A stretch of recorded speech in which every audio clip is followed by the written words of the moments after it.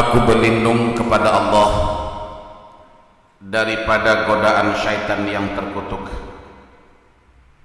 Dengan nama Allah yang Maha Pengasih lagi Maha Pemurah. Allah membuat istri Nuh dan istri Lot perumpamaan bagi orang-orang kafir. Keduanya berada di bawah pengawasan dua orang hamba yang saleh di antara hamba-hamba kami. Lalu kedua istri itu berkhianat kepada kedua suaminya. Maka kedua suaminya itu tidak dapat membantu mereka sedikit pun daripada siksa Allah. Dan dikatakan kepada keduanya, masuklah ke neraka bersama orang-orang yang masuk.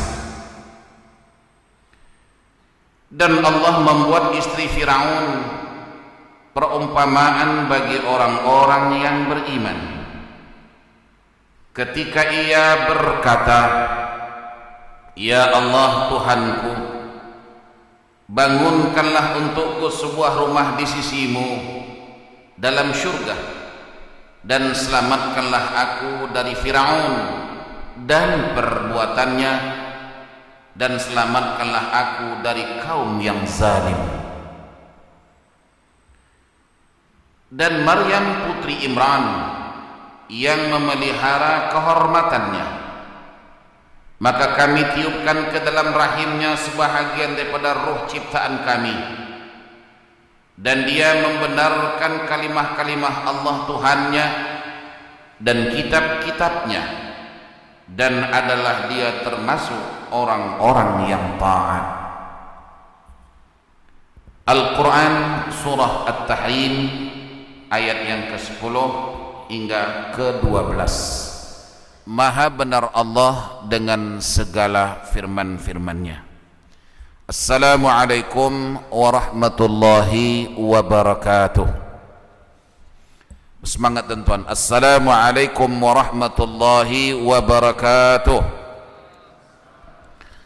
Alhamdulillahi rabbil alamin.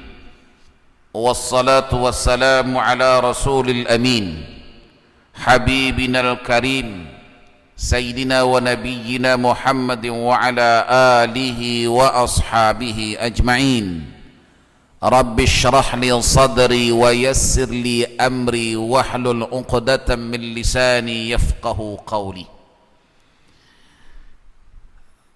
Saudara pengurusi majelis, Tuan pengurusi lembaga pentadbir Masjid Al-Istiqamah beserta ahli-ahli jawatan kuasanya, tuan-tuan imam, tuan-tuan Bilal, bapak-bapak, ibu-ibu, para hadirin yang dirahmati Allah. Pertama sekali mari kita melahirkan rasa kesyukuran kita ke hadirat Allah Subhanahu wa taala, di mana tanpa kita minta Allah memberi. Apa yang kita tak minta Allah beri. Ada di antara kita hari ini tidak minta supaya dihidupkan hari ini. Sama dia tak minta atau dia lupa.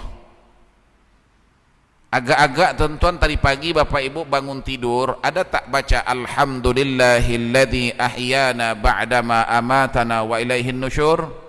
Ada baca enggak? Jawabnya enggak. Nah, tetapi walaupun tidak, Allah beri kita hidup. Inilah rahman rahimnya Allah Ta'ala.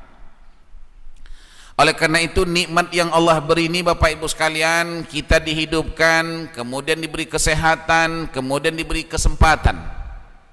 Ini adalah modal utama dalam kehidupan kita. Contoh, ada orang yang hidup tapi tak sehat, tak boleh datang dalam majelis ilmu ini. Hidup tapi tak sehat. Kemudian yang kedua pula, dia hidup, dia sehat, tapi tak sempat pula, pun tak boleh datang juga. Betul? Ji? Nah, kita alhamdulillah, kita hidup, kita sehat, kita sempat. Oleh karena itu, mari kita isi peluang yang diberi oleh Allah Subhanahu wa taala ini dengan menambahkan lagi ilmu, iman dan amal kita kepada Allah, mudah-mudahan kita digolongkan oleh Allah dalam golongan hamba-hambanya yang beramal saleh. Amin, Allahumma amin. Bapak Ibu sekalian, tajuk yang akan kita perkatakan malam ini sememangnya jarang terpikir oleh kita, yakni di mana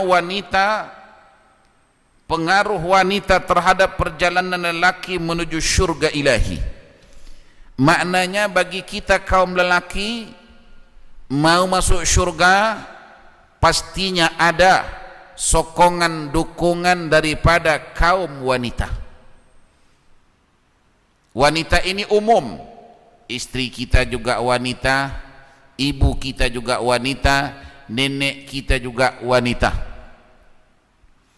Dan sememangnya dalam sejarah bahwa sesungguhnya wanita ini adalah pemacu dan pemaju dalam kehidupan seseorang lelaki, terutama sekali suami.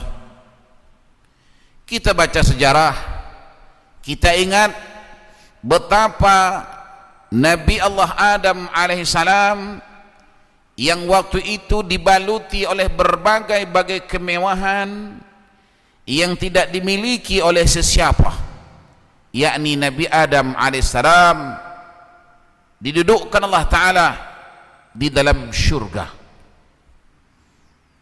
Apa yang tidak ada dalam syurga? Sebut saja, ingat saja, pastinya ada.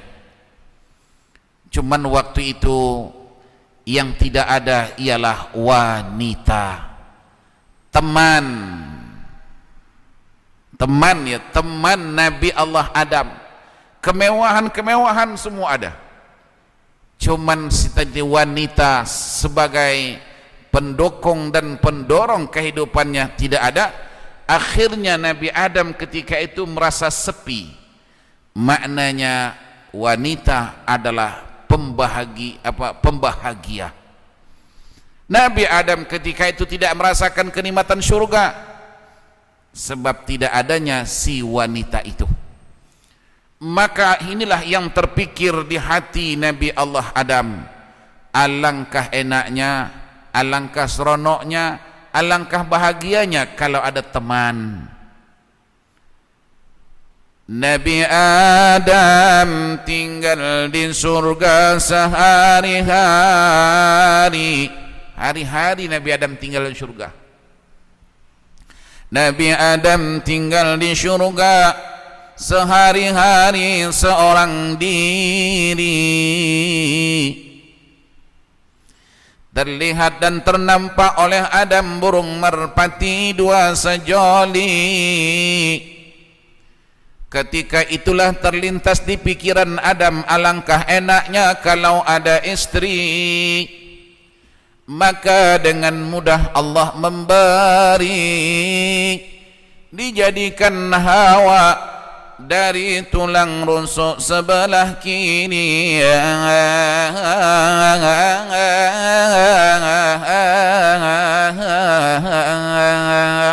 Itu dia punya syair dia. Maka dengan mudah Allah memberi, diciptalah Siti Hawa daripada tulang rusuk sebelah kiri. Oleh karena itu wanita memang bengkok pada asalnya. Maka Rasulullah SAW menyebutkan wanita adalah berasal daripada tulang yang bengkok. Jadi ibu-ibu adalah berasal daripada tulang yang bengkok. Tapi bengkok ini macam-macam. Ada bengkok besi, ada bengkok rotan, ada bengkok timun. Nampak itu? Bengkok besi ini, besi yang bengkok ini kan. Tapi kalau diluruskan dia terus lurus. Dia tak bengkok-bengkok lagi. Artinya kalau bengkok besi mudah diluruskan. Bengkok rotan. Rotan itu dibengkokkan, bengkok-bengkokkan jadi kursi. Dibengkok-bengkokkan menjadi meja. Diluruskan boleh jadi penyebat. Macam-macam boleh digunakan. Ini kalau bengkoknya bengkok rotan. Tapi yang paling tak bagus kalau bengkoknya bengkok timun. Pak Haji, Mak Haji pergi ke pasar, ada timun bengkok, kemudian Pak Haji luruskan, patah berderai. Begitulah bengkok yang ada. Jadi Mak Haji pilih bengkok yang mana satu mau Mak Haji, ambillah. Cuman saya sarankan jangan bengkok timun. Begitu bengkok diluruskan patah, mengamuk, merajuk dan seterusnya. Nah, apa juga sektor dalam kehidupan kita di dunia ini tidak boleh terlepas daripada wanita. Rasulullah sallallahu alaihi wasallam yang menjadi role model dalam kehidupan kita, yang sememangnya diperintah oleh Allah, laqad kana lakum fi rasulillahi uswatun hasanah. Bagaimana Rasulullah sallallahu alaihi wasallam yang pada mula sekali Rasulullah mendapat wahyu ilahi, wahyu Allah, yang ketika itu Rasulullah tidak tenang, dalam keadaan kebingungan. Siapa yang ketika itu yang support Rasulullah? Siapakah yang mendukung dan mendorong Rasulullah? Bukan laki-laki, tetapi adalah wanita. Siapa beliau? Khadijah radhiyallahu anha. Khadijah lah ketika itu yang mengambil alih tugas suami, sebab Rasulullah waktu itu dalam keadaan kebingungan. Maka Khadijah ketika itu menjadi seorang wanita yang bijaksana, memberikan ketenangan kepada Rasulullah. Apa kata Khadijah radhiyallahu anha? Tidakkan mungkin Allah mencelakakanmu. Engkau ya Rasulullah adalah orang yang baik. Waktu itu Nabi belum menjadi Rasul ya. Engkau adalah manusia yang baik, suka menolong, berakhlak mulia. Manakan mungkin Allah Ta'ala nak mencelakakanmu. Nah, kata Khadijah untuk lebih jelasnya, ayo ikut saya berjumpa dengan pakcik saya, Warqah bin Naufal. Warqah bin Naufal ketika itu adalah merupakan seorang ulama kalau bahasa kita sekarang. Khadijah lah ketika itu yang menuntun dan menantang Rasulullah sallallahu alaihi wasallam untuk memberikan sokongan, dukungan, memberikan ketenangan. Tatkala sampai mereka berdua, yakni Rasulullah bersama Khadijah di hadapan Waraqah bin Naufal menceritakan hal ikhwal yang berlaku, Waraqah bin Naufal ketika itu berkata, itu adalah malaikat seperti mana malaikat yang pernah turun kepada Nabi Musa sebelummu ya Muhammad. Dengan kata-kata Waraqah bin Naufal memberikan ketenangan kepada Rasulullah, sebagaimana tadi yang dikatakan oleh Khadijah radhiyallahu anha. Nah, disinilah ibu yang perlu kita bicarakan malam ini. Jadilah wanita yang bijaksana, ya. Jadilah wanita yang bijaksana, yang senantiasa memberikan kemasukan yang baik kepada suami, senantiasa memberikan hiburan-hiburan kepada suami. Peranan wanita sangat penting dalam kehidupan, peranan istri itu sangat penting dalam kehidupan suami. Sehingga Nabi kita Muhammad sallallahu alaihi wasallam juga menyebutkan, tidak ada harta yang paling mahal harganya, tidak ada harta yang paling mahal nilainya dalam kehidupan seseorang suami melainkan istri yang salihah. Apalah artinya suami punya gedung sampai 70 tingkat? Apalah artinya suami mempunyai kekayaan di sana sini, tapi istrinya tidak salihah? Tentu sekali tidak mendatangkan keamanan kepada suami. Betul? Bapak-bapak, betul enggak? Nak bilangkan betul pun takut. Betul.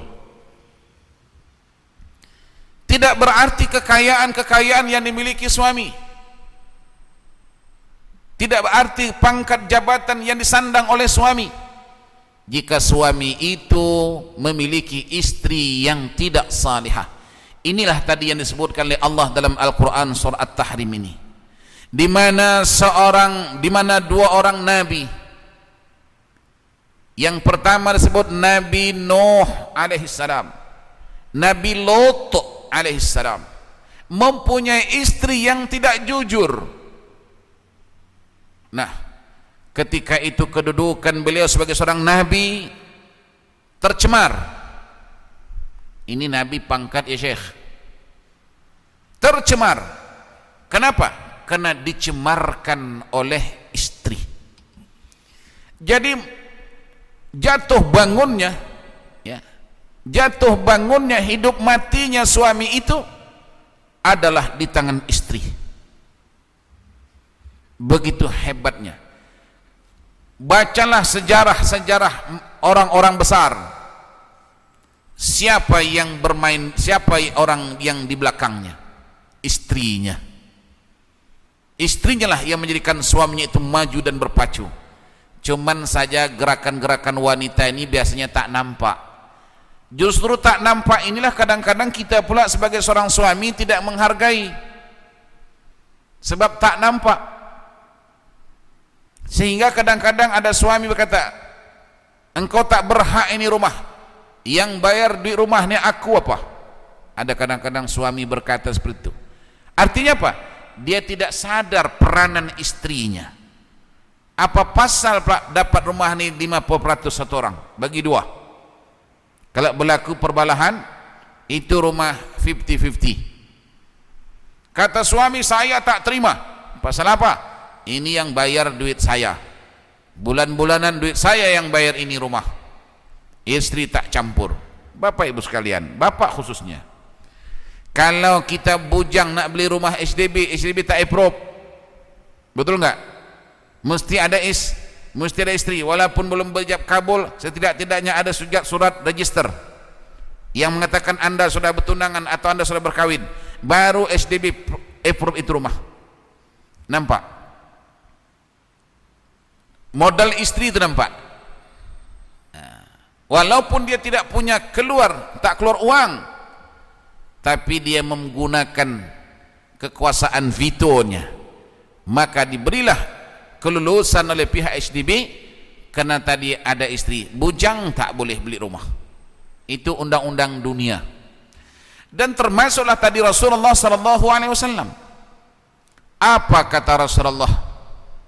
Kalaulah seandainya Khadijah, seorang wanita ini, tidak memberikan dukungan, sokongan kepada Rasulullah, kata Rasulullah, aku barangkali tak garanti Islam ini dapat berkembang. Jadi dalam arti kata lain, Islam ini berkembang karena adanya sokongan padu wanita yang bernama Khadijah radhiyallahu anha. Ini dinyatakan jelas oleh Rasulullah tatkala Khadijah sudah terkubur jasadnya. Berdirilah Rasulullah sallallahu alaihi wasallam di atas tanah perkuburan Khadijah, sembari Rasulullah berkata, saudara-saudara sekalian, ketahuilah hamba Allah ini. Tadinya kata Rasulullah waktu dia meninggal, berpisah dengan dunia ini, aku telah didatangi oleh malaikat Jibril. Malaikat Jibril mendatangi aku, kata Rasulullah, membawa message daripada Allah. Message apa? Allah bertitip salam kepadamu ya Muhammad, kata malaikat Jibril. Apa isi salamnya? Ya ayyatuhan nafsul mutmainnah, irji'i ila rabbiki radiyatan mardiyah, fadkhuli fi ibadi wadkhuli jannati. Ini message. Kalau Bapak Ibu pahamkan ilmu nahu, ini ayat adalah ayat muannas. Ayat muannas mana ayat ini ditujukan kepada wanita. Maka ya ayyatuhan nafsul mutmainnah, wahai jiwa yang tenang, irji'i ila rabbiki, kembalilah kamu kepada Tuhanmu, di mana Tuhanmu menunggu kedatanganmu, radiyatan mardiyah, engkau yang datang pun reda dan Allah yang didatangi pun reda. Ini ayat bersebenaraan dengan Khadijah radhiyallahu anha. Justru itu kata Allah, fadkhuli fi ibadi wadkhuli jannati, masuklah kamu ke dalam golongan orang-orang yang aku redai. Di mana mereka? Dalam syurga yang sengaja aku sediakan untuk mereka. Sampai begitu sekali penghargaan Allah Ta'ala kepada kaum wanita. Hatta pun kalau laki-laki yang terkubur itu juga ayat yang dibaca. Ya ayyatuhan nafsul mutmainnah irji'i juga. Walaupun yang meninggal itu lelaki, namun ayat tetap dibaca dengan bacaan bentuk muannas. Jadi ayat ini sekali lagi tuan-tuan mengingatkan kepada kita Allah Subhanahu wa taala menghargai, menyanjung dan menjunjung kaum wanita. Jadi alangkah tidak etikanya kalau ada di antara kita kaum lelaki yang menyakiti, yang menghina kaum wanita. Ingat, di saat-saat kita menyakiti wanita, ingatlah bahwa ibumu juga adalah wanita. Allah menghargai wanita, masakan kamu menghinanya? Maka dipesan oleh Allah Subhanahu wa taala melalui Rasulullah Muhammad sallallahu alaihi wasallam, istausu bin nisa'i khaira fa in akhastumuhunna li amanatillah. Apa kata Allah? Aku ingatkan kepada kalian wahai kaum lelaki. Apa yang diingatkan Rasulullah? Jika mana kata Rasulullah kalian kaum lelaki mengambil wanita itu menjadi pasangan hidup, menjadikan istri, pastikan kamu ambil mereka itu adalah atas dasar amanah Allah. Maknanya apa itu? Jaga. Ini wanita adalah amanah Allah. Ini wanita adalah titipan Allah. Fa in akhastumuhunna li amanatillah. Yang mana kamu ambil dia sebagai pasangan hidupmu, pastikan ia adalah amanah daripada Allah, wajib dijaga. Kalau kita tidak menjaga, sama artinya kita tidak beramanah. Kalau kita tidak amanah, apa jadinya? Nabi sallallahu alaihi wasallam menyebutkan la dinan liman la amanata lahu. Tidak sempurna iman dan amal bagi sesiapa yang tidak amanah kepada Allah. Artinya apa? Dikarenakan wanita ini juga boleh kita masuk neraka Allah. Sebab apa? Kita perlakukan tidak amanah. Tetapi wanita juga boleh memasukkan kita ke syurga sebab kita jaga secara amanah. Ini bergantung kepada penjagaannya, tuan-tuan. Bapak paham? Bapak paham? Oh, Bapak paham? Nah, saya nak tanya bapak-bapak, ini bapak-bapak dulu nih, paham ya? Nah, siapa yang paham dah boleh balik lah.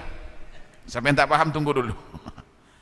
Begitu kedudukan wanita. Nah, selanjutnya Rasulullah sallallahu alaihi wasallam berdiri tadi di tanah perkuburan di mana jasad Sayyidatina Khadijah sudah tersemayam di dalam tanah. Rasulullah berdiri di atas tanah perkuburan itu sembari kata, saudara sekalian, ketahuilah, kenallah wanita ini, mana Khadijah. Di saat-saat orang lain tidak percaya kepada aku, kata Rasulullah, inilah orang yang mula percaya.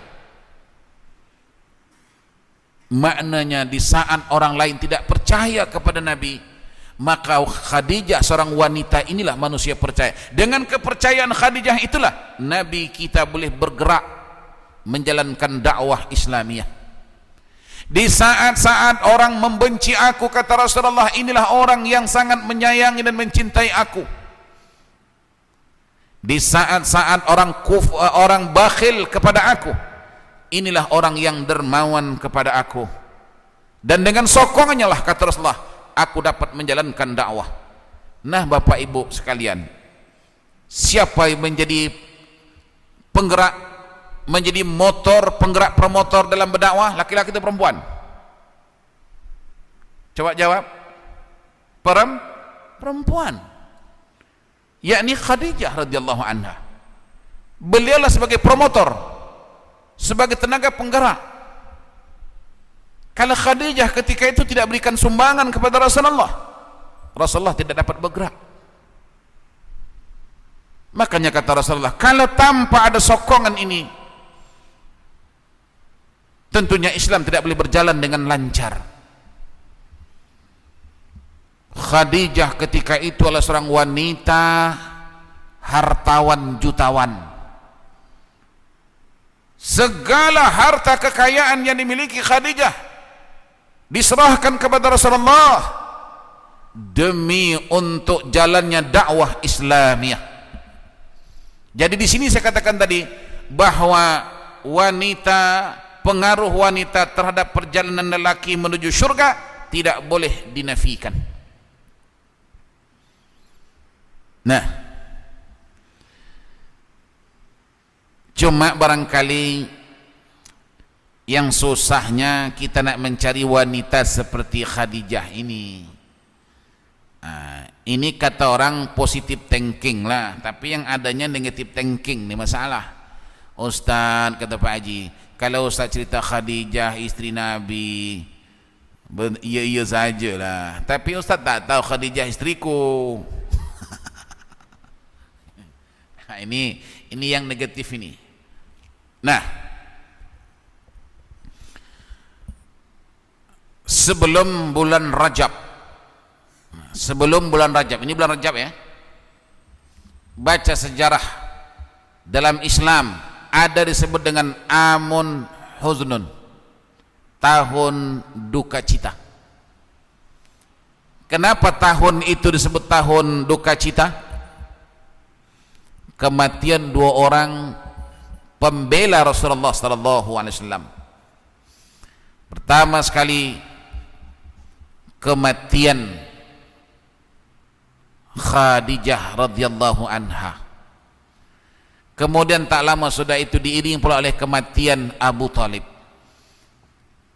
Di mana tadi dua insan ini, yakni Khadijah terutama sekali sebagai tenaga penggerak dalam dakwah Islamiyah, sudah tiada lagi, sudah dipanggil kembali oleh Allah Subhanahu wa taala.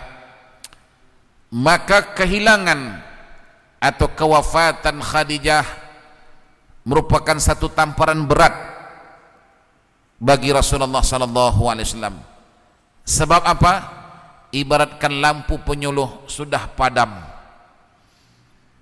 Nah, disinilah kita dapat paham bahwa kehadiran wanita ini tadi benar-benar dirasakan oleh Rasulullah sallallahu alaihi wasallam dalam menjalankan dakwah Islamiyah. Demikian juga selanjutnya, bahwa wanita, kalau kita tengok hari ini ya, peranan-peranan wanita itu dalam seluruh sektor.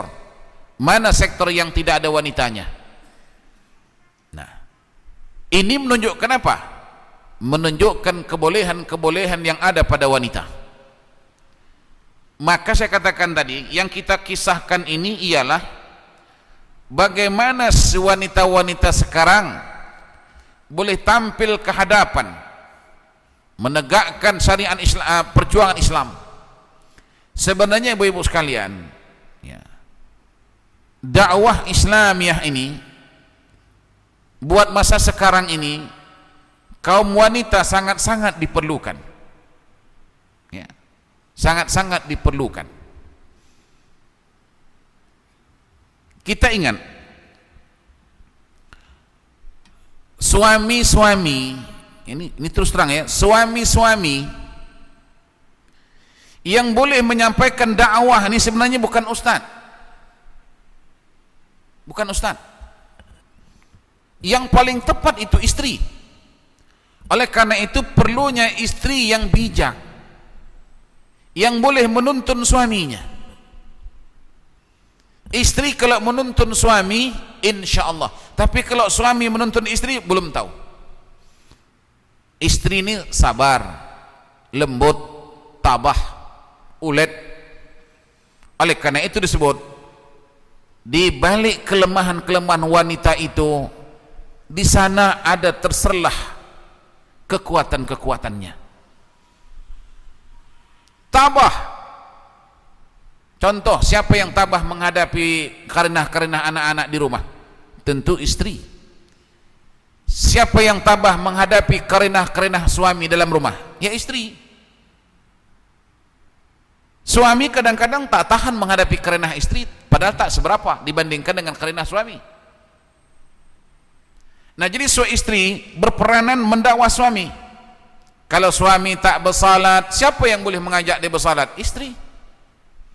Sebab di balik saya katakan tadi, kelemahan istri itu di sana ada kekuatan, ada magnet dia.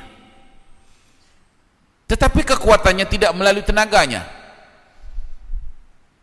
melainkan melalui suara saja. Kalau saya panggil Pak Haji nih, Bang, apa kabar Bang? Biasa kan? Coba kalau perempuan panggil, Bang, apa kabar Bang? Tercabut gigi Pak Haji. Betul. Betul apa betul? Itu. Tapi pastinya tadi saya katakan, ya kalau suami, istri itu lebih penting. Oleh karena itu, jadilah istri yang memiliki ilmu bagaimana nak tackle suami. Suami tadi yang tidak salat menjadi suami yang salat. Tadinya dia mat saleh, sekarang dia menjadi saleh. Ini bimbingan istri di mana-mana.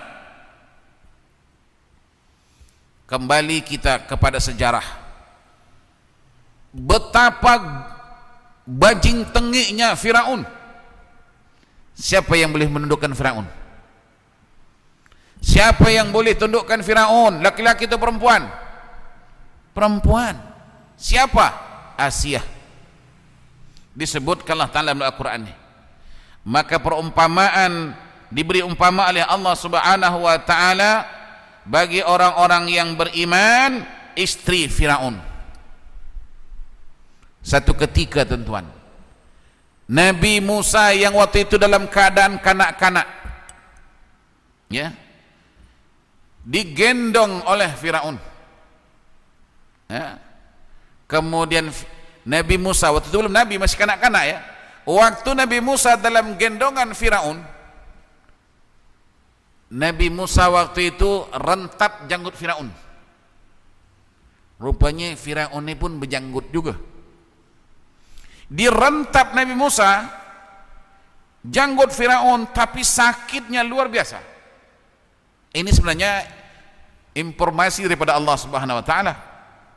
Sangkinkan sakitnya dirasa Firaun, janggutnya direntap oleh Nabi Musa dalam gendongannya. Ketika itu terpikirlah Firaun, barangkali ini budak inilah yang akan mengambil kerajaanku. Nampak-nampak seranda kecil mulai menyakiti aku. Nampak Firaun. Firaun ini tentuan budak kecil pun dicuriga. Firaun budak kecil pun dia takut ambil kerajaannya. Waktu itu Nabi Musa masih kecil, tapi terpikir barangkali budak ini yang akan mengambil kerajaanku. Sebab kecil lagi sudah menyakiti, padahal Nabi Musa kan anak angkat istilahnya kan. Ketika itu Firaun mau dihempaskannya Nabi Musa yang dalam gendongannya, mau dibunuh, dihempaskan. Siapa yang memberikan ketenangan kepada Firaun? Asiyah, perempuan wanita. Apa kata Asiyah? Bangun. Oh, bangun. Dengan suara nampak. Bangun. Manalah sampai fikiran anak macam ini nak mengambil kerajaan, bangun. Kan budak kecil, bukan tahu-tahu apa. Apalah ini bangun, bangun. Firaun lagi marah itu. Tidak, kata Firaun, dia menyakiti saya. Iyalah bangun, dia kan budak, dia tak tahu apa-apa. Kalau bangun tak percaya, kata Asiyah, yang dia tidak tahu apa-apa, coba bangun lepaskan dia, kemudian bangun ambil lilin, hidupkan, kemudian taruh lilin tu, lepaskan Musa ini. Kalau dia tahu, dia paham, tak akan mungkin itu nanti lilin dipegang dia. Dia tahu api. Oh, si Firaun nak pastikan, ambil lilin, dibakar Firaun, taruhkannya. Betul. Begitu ditaruhkan lilin nih, Nabi Musa ketika masih kecil, lari-lari, ambilnya ini lilin, dimakan Nabi Musa. Waktu kecil. Nampak bangun? Itu menunjukkan dia tak tahu apa-apa. Dia pikir itu lilin, itu es krim. Tengok kan dia makan. Itu menunjukkan dia budak-budak, tak tahu apa-apa. Itu makanya lidah Nabi Musa itu kan cacat. Lidah Nabi Musa itu cacat. Nabi Musa cakap pelat. Maka diajar oleh Allah, Rabbi syrah li sadri wa yassir li amri wahlul uqdatan min lisani itu. Dan tatkala Nabi Musa waktu itu masih kecil mengambil itu lilin, yang sedang berapi dimakan, barulah hati Firaun diam. Oh betul lah dia tak berakal. Nampak ini? Siapa yang menenangkan Firaun? Ini yang kita ambil cerita dia. Siapa yang menenangkan Firaun? Istri. Inilah yang kita mau sekarang ini, istri yang bijaksana. Kalau saya mengajak Pak Haji, mendakwa Pak Haji ini, alah tak payah loh Ustaz katanya. Ya, tak payah dan tak mau dengar pun, memekak aja katanya. Tapi kalau istri sambil tidur baring cakap, bang, menggelepar dia. Bang, apa yang? Bang, terjunlah bang, terjun itu. Coba Pak Haji suruh suami terjun, sangkinkan patuhnya. Dia boleh menguasai perasaan lelaki itu adalah wanita. Cuman saya katakan, yang saya kesalkan sekarang, yang kita kesalkan hari ini ialah wanita-wanita kita tidak mempunyai aset ilmu pengetahuan. Akhirnya rumah tangga ini menjadi beku dan kaku, tidak berperan. Nah, jadi kalau maukan, sayangkan, cintakan suami, maka hendaklah menjadi istri yang berperan dalam kehidupan. Kemudian Mak Haji khususnya hendaklah membaca wanita-wanita dalam sejarah, wanita-wanita pejuang. Kalau kita baca wanita pejuang Khawlah binti Azur, yang beliau ini hidup di zaman Khalifah Abu Bakar As-Siddiq, sampailah beliau hidup di zaman Khalifah Utsman bin Affan, berperan menyampaikan dakwah. Malah tidak hanya berdakwah, Khawlah juga ikut berperang jihad fi sabilillah. Kita hari ini, istri hari ini tidak perlu berjuang melawan musuh, tapi bagaimana istri dengan suami boleh berjuang dalam menghadapi tekanan-tekanan ekonomi. Kadang-kadang suami biul dalam menghadapi ekonomi, keperluan banyak, maka ketika itu istri menjadikan penyejuk, abang jangan khawatir bang, yang namanya duit dengan tak duit itu sama bang. Yang penting bang, walaupun kita tak punya uang bang, walaupun kita punya uang sedikit bang, tapi yang perlu bagi saya bang ialah halal. Kalau haram bang, saya rela mati tidak makan daripada yang haram abang sajikan. Ini kan pembangkit semangat suami. Jangan hari-hari di bank kan dia bang bong. Ini bingung orang tua nih. Kadang-kadang istri yang saya katakan tadi perlu menjadi istri yang bijaksana, bukan bijak. Jadilah istri yang bijak, jangan menjadi istri yang memijak.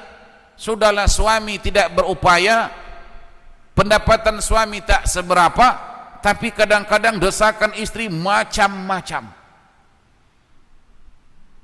Sudah satu mau dua, sudah dua mau tiga, akhirnya mau semua. Mana boleh tahan?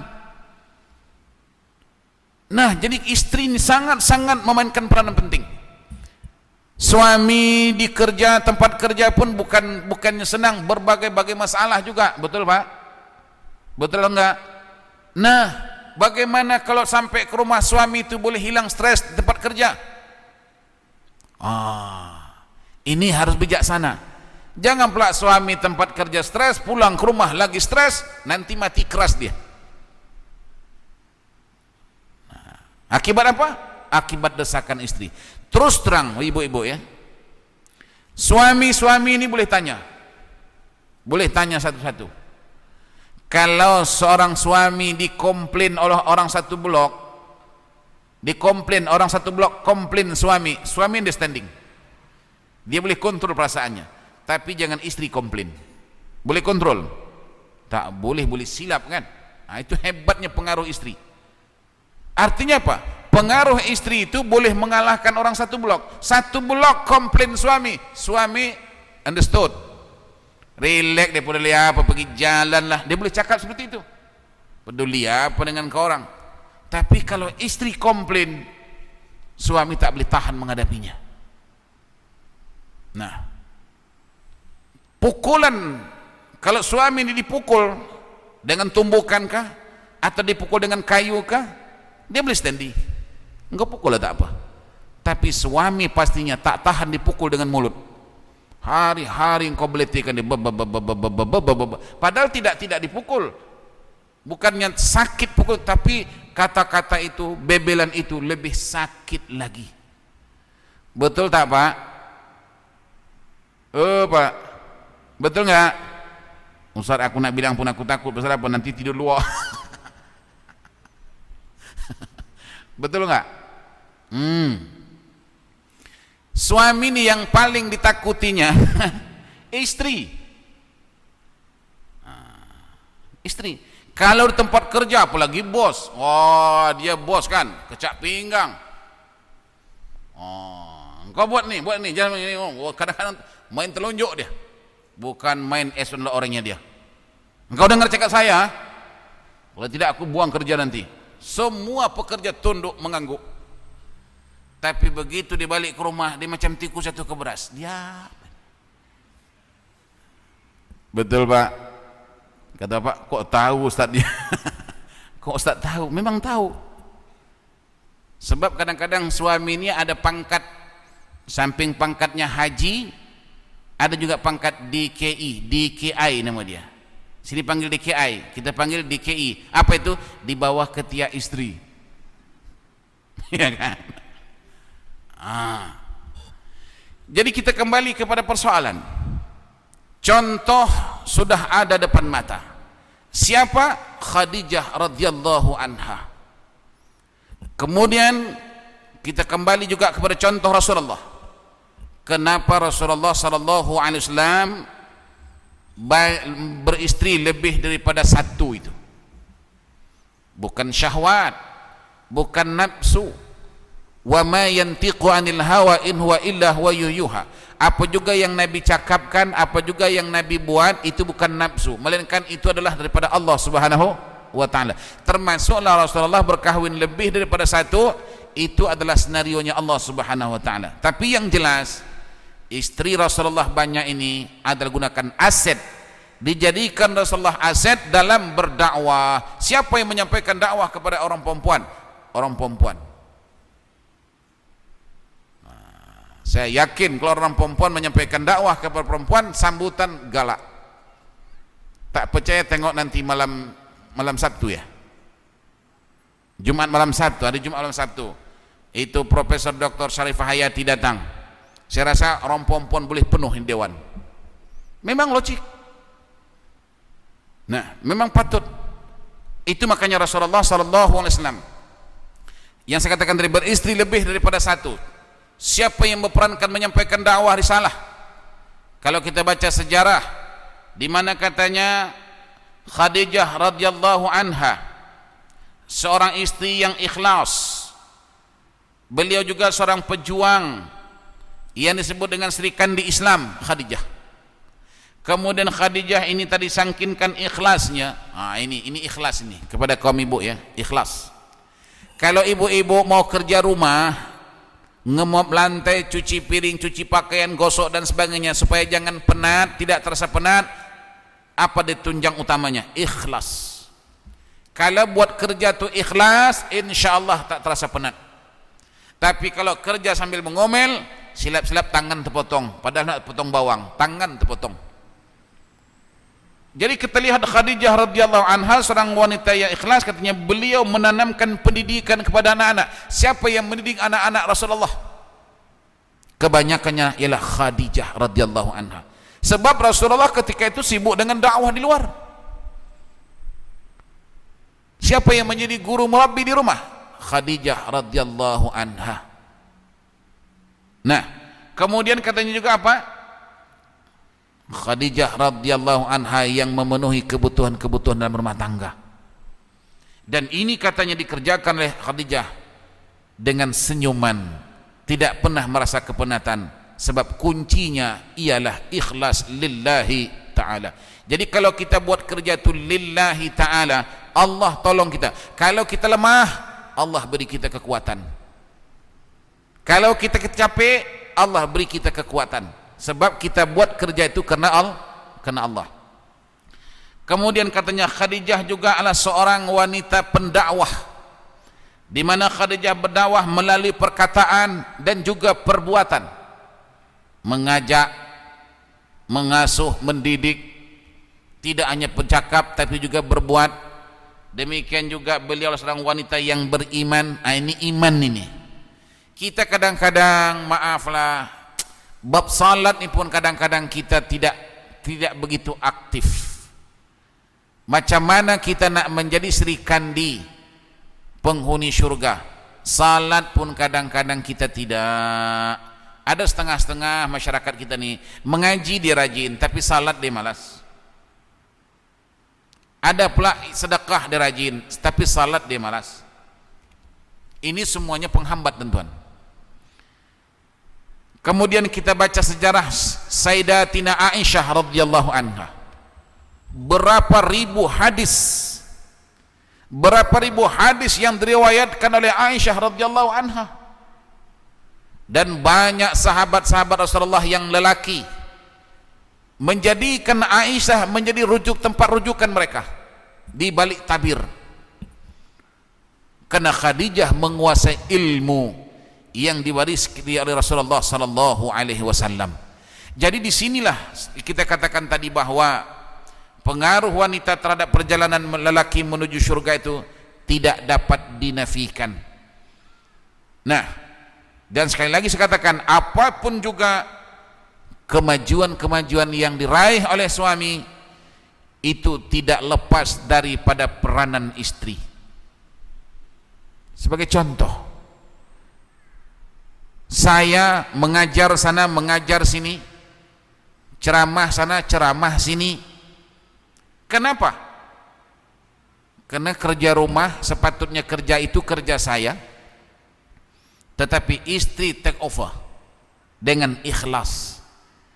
Coba kalau istri saya, contoh, saya baru nak baca buku, bang pergi ke pasar terbang beli ikan. Ini contoh. Saya pun pergi ke pasar. Memang tugas laki apa? Pergi pasar dah balik, ambil buku, baru nak buka, bang tolong ini bang, potong bawang bang. Bila kita nak baca buku itu? Bermakna kita tak ada time untuk kita nak baca buku. Macam mana kita nak mengajar kalau kita tak baca buku? Tapi istri tadi yang salihah, tidak apa bang, fokus dengan tugas abang. Tugas-tugas yang lain tidak apa, saya ambil alih. Jadi saya boleh ke depan tidak terlepas daripada dukungan, sokongan istri. Demikian juga yang lain-lain. Sebab tuan-tuan, tidak ada kawan tempat kita curhat yang sebenar-benarnya melainkan istri, baik suka maupun duka. Dan juga tidak ada orang lain yang boleh kita percayai melainkan istri. Jadi jadikan istri itu segala-galanya dalam kehidupan. Termasuk juga kalau seandainya kita seorang suami, nah, mendidik istri menjadi istri yang salihah, beriman, bertakwa kepada Allah, hasil didikan kita itu kita masuk surga. Sebab apa? Sebab kita sebagai seorang suami menjalankan tugas tanggung jawab kepada istri. Nabi SAW bersabda, apa kata Rasulullah? Tatkala seorang suami mati meninggalkan dunia ini, pastinya kita mati. Maka ketika itu kata Rasulullah,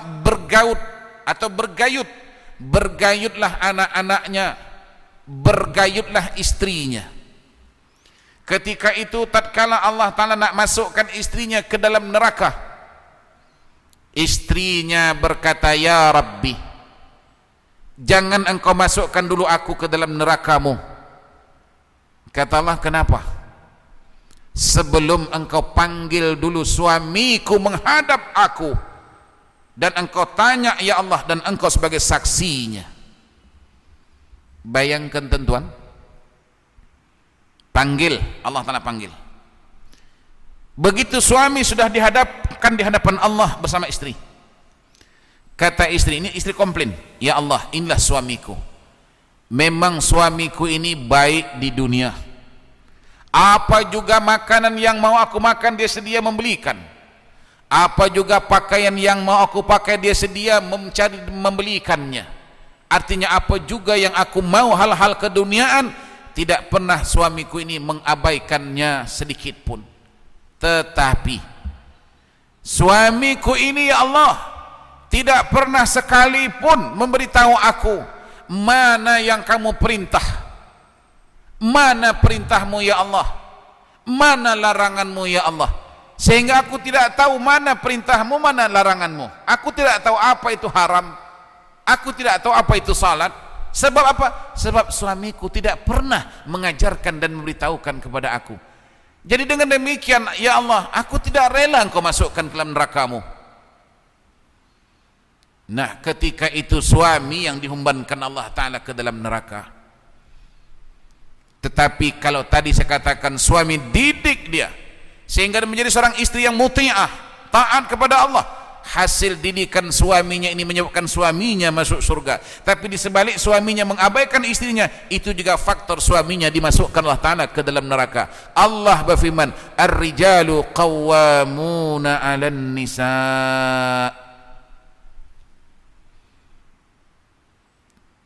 Selanjutnya, kalau istri tuan-tuan berlaku maksiat kepada Allah, itu Allah minta pertanggungjawaban suami. Kalaulah contohnya istri tak salat, istri tidak tahu mandi janabah, itu tanggung jawab suami. Lain sebaliknya, kalau suami tak tahu mandi janabah, suami tak salat, Allah tidak minta pertanggungjawaban istri. Paham tuan-tuan? Tapi kalau istri yang melakukan sesuatu yang dilarang oleh Allah Ta'ala tanpa diperingatkan oleh suami, maka suaminya akan didenda oleh Allah Subhanahu Wa Ta'ala di atas perbuatan istrinya. Adapun suami tadi yang berbuat, istri tidak diminta pertanggungjawaban. Justru itu ibu-ibu, kalau suami tak salat umpamanya, jangan pula ibu tak salat, abang tak salat aku tak salat lah, jangan. Dia buat, dia tanggung jawab. Ibu tidak diminta pertanggungjawabannya. Cuman tadi sebagai seorang istri yang salihah, wanita yang wanita apa tadi? Wanita pengaruh, berpengaruh sehingga suami masuk surga, itu penting. Kalau suami tadinya tak mau salat, memang istri tidak diminta pertanggungjawabannya. Tetapi kena istri salihah, bang, sebenarnya bang, tentang suruh salat nih bang, bukan saya bang, tidak sepatutnya saya yang menyuruh abang salat.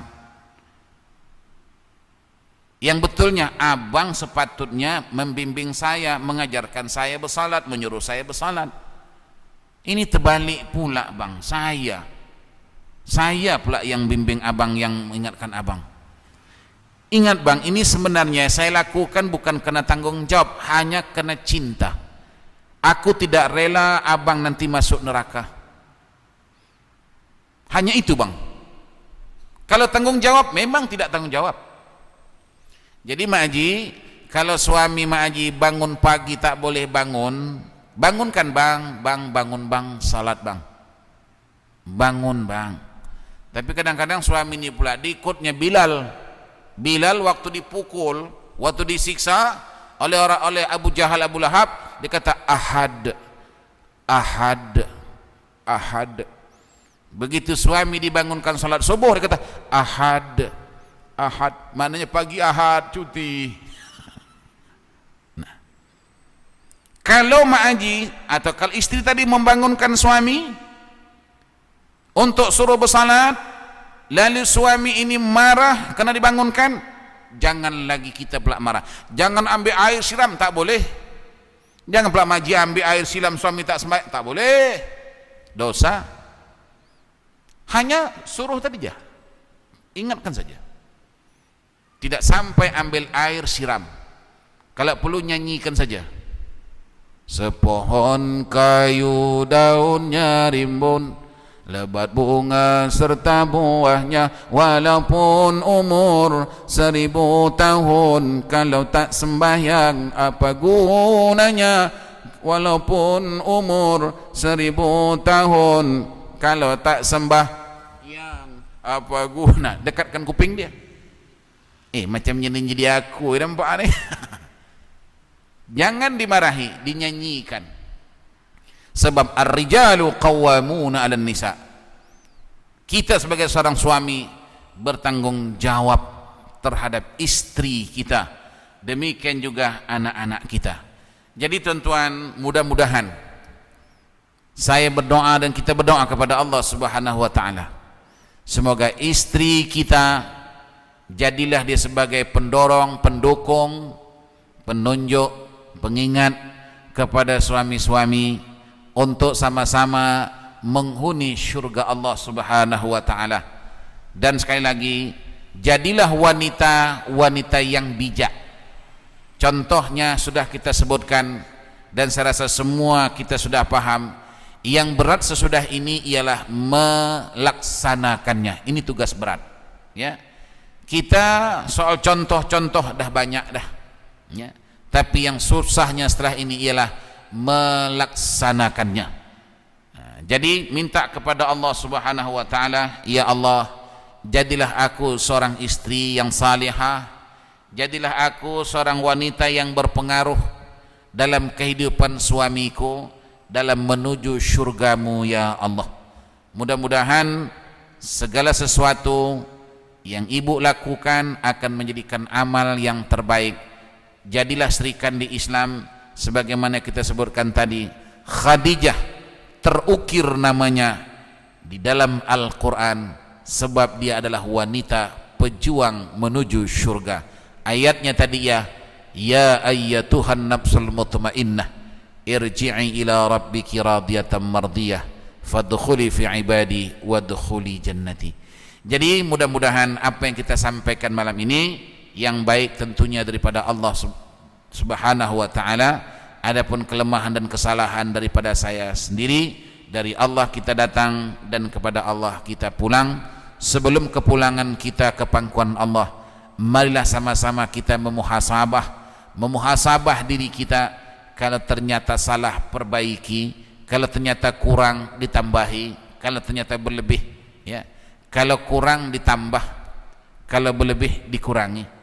Apa yang berlebih biasanya dosa kita, itu kurangi. Apa yang kurang biasanya amal ibadah kita, tambahi.